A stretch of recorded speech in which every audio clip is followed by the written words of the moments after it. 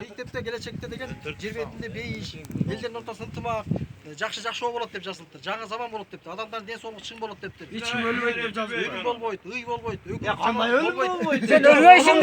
Sen ölbeysin bey.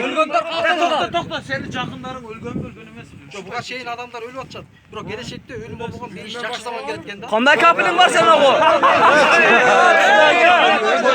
Çoğurak buldu olğandaki süyleyip de bu şimdi tanavaydı. Sıyırlap koyuptur. O bahçedekiler get oğazı.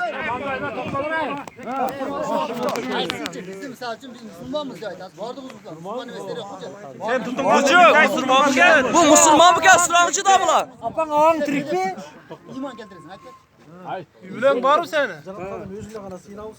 Жараткан ким o? Atın mı? Кудайдын аты Жахаба. Мектепте Жахаба деп Кудайдын аты жазылган. Mühendisi. Кудай өзүнүн исмин ачып берген да. Peygamberin kim senin? Быйыл китепти 40ка жакын пайгамбар жаздырган. Эң биринчи китепти Муса деген пайгамбар жазган. Андан кийин Сулайман, Дөтү деген көптөгөн пайгамбарлар ушул китепти жазган катышкан. Akırkı tutunma peygamberler kim? Qaysi payg'ambarga ishonib boshon ergashib ketibsan misal. Жок, пайгамбарлар деген Кудай жиберген да пайгамбар. Sen qaysi peygamberni ötürdün деп айтылат. Ошол биздики эң акыркы Мухаммедке ишенебиз biz. Силер кимге ишенесиңер? Айтылачы. Кимди жолдоносуңар? Менин пайгамбарым, сенин пайгамбарың бербейбиз да. Кудай бар элдер үчүн өзүнүн ишенимди кылып. Sen qaysi erkeşesin oğul? Vardığınız ne kadar? Biri o biz peygamber.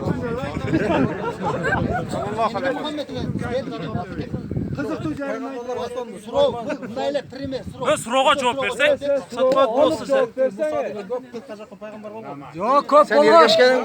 Sen ergeçken peygamberin kim şonu ait? Damla geldi.